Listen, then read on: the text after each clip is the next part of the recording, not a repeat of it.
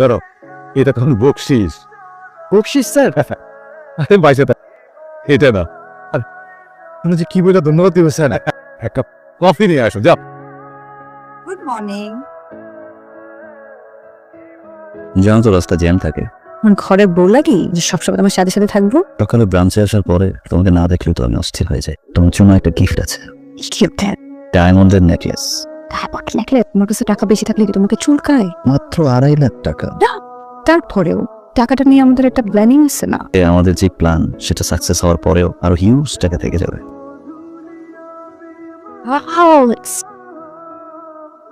Madam চা খাবেন? হ্যাঁ, এক কাপ।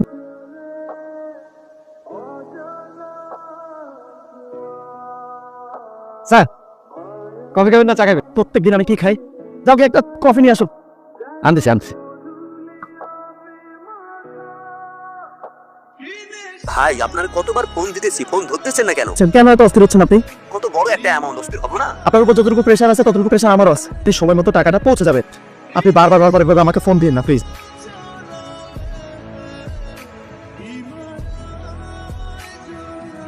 স্যার শাওর পরে একদম একটা চা বানিয়ে নিয়ে আসো, কিন্তু চিনি দিবা না। কি হলো তাকে এমন এমন লাগতেছে কেন?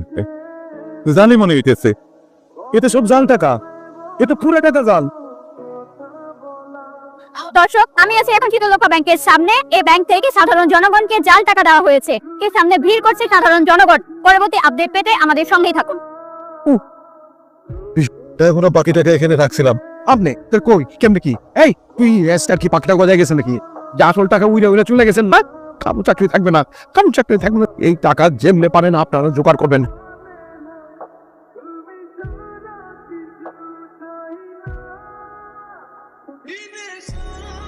পেয়েছে শীতলক্ষা ব্যাংকের 70 কোটি টাকা রাতারাতি জাল হয়েছে। আপনি যেটা জানেন সেটা তো আমিও জানি। আমরা তো জিম্বু পড়ি না যে সাথে সাথে আনসার করতে পারবো। আমি ডিবি অফিসার নিজা।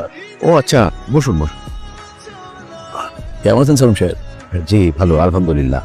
না আপনি ভালো থাকতে পারেন না। 70 কোটি টাকা আপনি ম্যানেজার থাকা অবস্থায় এবার আপনি বলছেন আপনি ভালো আছেন। আপনাদের ঝামেলার কারণে আমি মহাঝামেলায় পড়ে গেলাম। আপনি পারেন আমাকে মুক্ত করতে? প্লিজ সালাম ভাই, আমাকে একটু হেল্প করে। আর নিশ্চয়ই হ্যালো বউ, তুমি নাস্তা তৈরি করো। Case almost 50% solve. বিসমিল্লাহ বলে এবার শুরু করে। কিভাবে কি হইল? কি করে বলবো, আমি তো টাকাটা সরাইনি। আমি কি একবারও বুঝছি যে আপনি টাকাটা সরেছে? কারণ নিশ্চিত হলেন যে টাকাটা আপনি সরেছে। বিশ্বাস করেন আমি কিছুই জানি না। হয়তো একটু পাওয়া লাগবে, সত্যটা কর না। কি করছে? আমরা তো মানুষ, মুখ ব্যবসা থাকবোই। আমি ঊর্ধ্বতন কর্তৃপক্ষের কাছে আপনার জন্য রিকোয়েস্ট, কতগুলো টাকা আপনি কেমনি কি করলেন? আমি এটা কোনো কিছুই জানি না। মিস্টার সালাম, আমি আপনার 5 মিনিট সময় দিলাম। স্যার আসলে অপরাধিত তুমি। আমি তো খামোখা ম্যানেজার সাহেবকে খোঁজাচ্ছি। এতগুলো টাকা কি করলে? টাকা কোথায়? আল্লাহর কসম স্যার, আমি কিছু জানি না স্যার। টাকা না নিলে তুই ভাবে কাঁপিস? স্যার আমি চিনি বোর্ড কোন দিকে স্যার, আসেন। এই ভোটে যেতে কি আছে? মিস্টার জামান, উনি কোথায়? উনি একটু নামাজ পড়তে গেছেন। ধার্মিক মানুষ, নামাজ তো সবসময় পড়তে দেখি না। নামাজ নিয়ে কথা বলতে। আপনার গলার নেকলেসটা খুব সুন্দর, নিশ্চয়ই আপনার হাজবেন্ড দিয়েছে? জি, আমার হাজবেন্ড দিয়েছে। না আমি তো কথা স্যার সেটাছে। আরে উনি ওনাকে নেকলেস দিতে যাবে কেন? প্রেম করে স্যার, প্রেম করে। এই অফিসার, সিসি ক্যামেরা রিপোর্টে কি অবস্থা? স্যার 1 ঘন্টার ভিতরে সব রিপোর্ট হাত পেয়ে যাবেন। আর প্রেম করা তো দোষের কিছু না, তাই না? নেকলেসটা খুব দামি, তাই না? তাহলে তো আপনার বেতন মিনিমাম 3 থেকে 5 লাখ টাকা। তুমি 1000 টাকা বেতন না। 1000 টাকা স্যালারি আর 2.5 লাখ টাকার নেকলেস? আপনি আমার ব্যাকগ্রাউন্ড চেক করতে পারেন।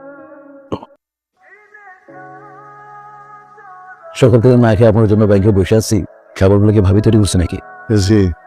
ক্ষুধা কন্ট্রোল করতে পারি না, সব অনুমতি দিলে একটু খাইতে পারি ভাই। না ঠিক আছে, ঠিক আছে। বিসমিল্লাহির রহমানির রহিম। চমৎকার। আমার আপনি একটু উপকার করতে হবে। ভল্টের চাবিটা আপনার কাছে থাকে, তাই না? আমার কাছেই থাকে। আমি ভাত হাতে নিয়ে কইতেছি, আমি কিছু জানি না স্যার। আমার কথার সাথে লজিকের কোনো মিল নাই। ভল্টের চাবি আপনার কাছে থাকে, টাকা আপনি সরিয়েছে। একটা কথা বলি স্যার, আমার মনে হয় টাকাই যেমন স্যার ঈদ যায়, চান যায়, পূজা যায়, একটা টাকা স্যার বকশিস দেয় না। আজকে করকরা 2,000 টাকা আমার বকশিস দিচ্ছে স্যার। 1000 টাকার বান্ডেল থেকে ভাঙ্গা আমার শ্বশুরবাড়ির সম্পত্তি পেতে টাকা আমার কাছে ছিল। আপনার অফিস টাইম তো হচ্ছে 6টা পর্যন্ত, কিন্তু আপনি রাত 9:30 বিক্রি করছিলেন। স্যার, আমার আসলে একটা লোনের পেপারস নিয়ে কাজ করছিলাম। এদিন কি করছিল? আমার দেরি হচ্ছিল, ওর আর আমার বাসা পাশাপাশি, এই জন্য আমি ওয়েট করছিলাম। আমরা চুষে নিতে চালাম। আরে এটা তো আপনি আমার কাছে স্বীকার করলেই পাবো।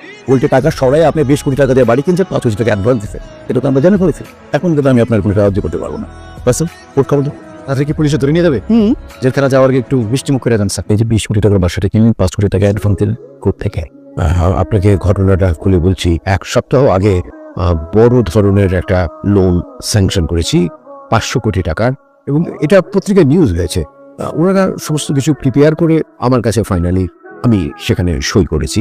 মানে আসল কথাটা, আপনাকে ওই লোনের সমস্ত কাগজপত্র যে রিকোয়ারমেন্ট একদম পুরোপুরিভাবে কিন্তু মানা হয়নি। একটা পার্সেন্টেজ 10% একটা কমিশনের বিনিময়ে লোনটা অ্যাপ্রুভ করে দিয়েছি, এবং এই যে টাকাটা 10% এটা কিন্তু পুরোটা আমি পাইনি। এরা সকলেই কিছু কিছু অংশ কিন্তু আপনার কথা চুক্তি আছে, কিন্তু বিষয় হচ্ছে এই কেস আমি সলভ করতে আসিনি। কিন্তু আমার প্রশ্ন হচ্ছে, এতগুলো টাকা ব্যাংক থেকে কিভাবে বের হলো? মিস্টার জামান স্যার, মানে আপনার ওয়াইফ ভাগে পেয়েছে 25 লাখ টাকা। সত্য কথা বলছি, তার প্রমাণ পাইছেন তো? আপনার শ্বশুরবাড়ির প্রপার্টির 25 লাখ টাকা আপনি আপনার পুরনো পণ্যদেরকে দিয়ে দিয়েছেন। আপনি সকালে আপনি সাইদুলকে যে 2000 টাকা দিয়েছেন, এরকম টাকা। আপনি যখন আমার নারী দক্ষতা সবই জেনে গেছেন, তখন আপনার কাছে মিথ্যা বলে কোনো লাভ নাই। ওয়ার্ল্ড অফিসার হিসেবে আমার কিছু পাওয়ার আছে। আমি টাকার এদিক সেদিক কিছু করতে পারি। পুরান ঢাকার কিছু ব্যবসায়ী আমার কাছে প্রায় দিনই আসে টাকার জন্য, ধারের মতোই আর কি। একটা কমিশনও পাই। সেই সিন্ডিকেট আমার কাছে আসলো, তাদের বড় অ্যামাউন্টের একটা টাকা লাগবে, কারণ একটা পেঁয়াজ স্টক করবে, সেই পেঁয়াজের দাম বাড়াবে। আমি তাদের টাকা দিতে রাজি হলাম। সেই কমিশনের টাকাই কাছে অনেক বড় একটা অ্যামাউন্ট আসলো, ওই টাকা থেকে দিছি স্যার। কই যাই বের হও তুই। কি শুরু করছো? অফিস এখানে এত চিৎকার, আমার আজকে কথাবার্তা, এটা আমার অফিস, এখানে কাজ করতে। অফিসে এরকম চিল্লাচিল্লি করছেন কেন? এটা তুই আমার জামাইয়ের সাথে প্রেম করছ? তোর এখান থেকে যাইতে যাও, এখান থেকে। আমি যাব। আপনার পরিচয় কি? আমি ওর বউ। আপনাদের ভোল্টের যত টাকা চুরি হয়েছে না, সব টাকা চুরি করছে ও। কালকে এতগুলো টাকা নিয়ে বাসায় গেছে। আমি আপনাকে বিষয়টা খুলে বলি স্যার। আমাদের একটা সিন্ডিকেট আছে, ওরা ছিনতাইকারী।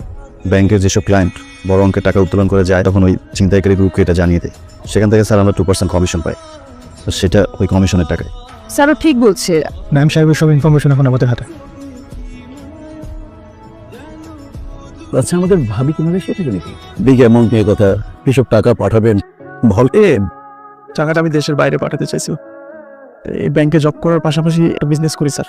গতকালকে স্যার আমার একটা ক্লায়েন্ট আমার কাজিনের অ্যাকাউন্টে প্রায় 3 কোটি টাকা জমা করেন।